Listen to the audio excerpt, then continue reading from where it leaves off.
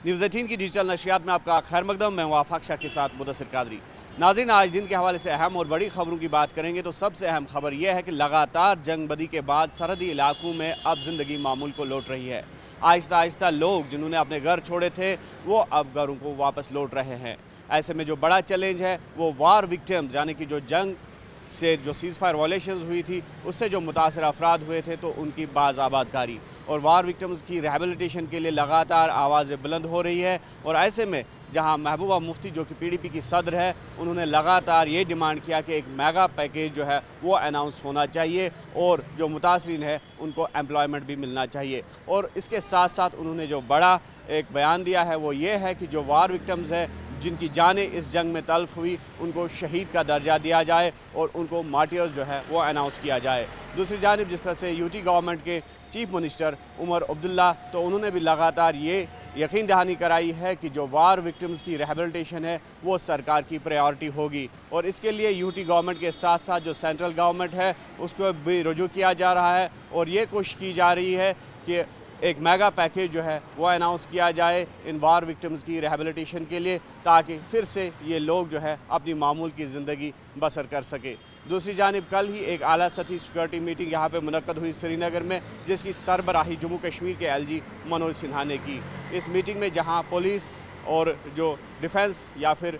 जो paramilitary forces के आला अधिकारी थे उन्होंने शिरकत की, वही जो आर्मी के नॉर्दर्न बेस के कमांडर है उन्होंने भी इस मीटिंग में शिरकत की। जो ज़ोर दिया इस बात पे दिया गया कि जो सिक्योरिटी सिनेरियो है जम्मू कश्मीर का तो उसको मामूल पर लाया जाए और साथ ही साथ जो अमरनाथ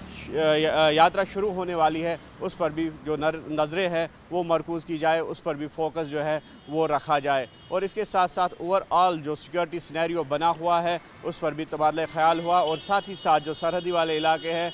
तो वहाँ पर जिस तरह की सूरत हाल बनी हुई है सीज़ फायर के बाद उस पर भी तबादला ख्याल हुआ। और इसके साथ साथ अगर बात करें हीट वेव की तो एडवाइजरीज़ जो है वो जारी कर दी गई है। वेदर डिपार्टमेंट ने एक अलर्ट जारी कर दिया है लोगों के लिए और ये कहा गया है कि जो आइंदा 6 दिन आने वाले हैं तो उसमें दर्ज हरारत जो है मज़ीद बढ़ सकता है और यहाँ तक कि जो दिन का दर्ज हरारत है वो 33 या 34 डिग्री सेल्सियस से भी तजावुज़